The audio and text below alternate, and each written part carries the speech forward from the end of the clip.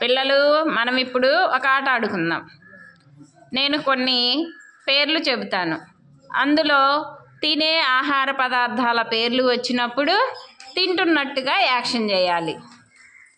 మిగతా పేర్లు వచ్చినప్పుడు చేతులు కట్టుకొని నిలబడాలి.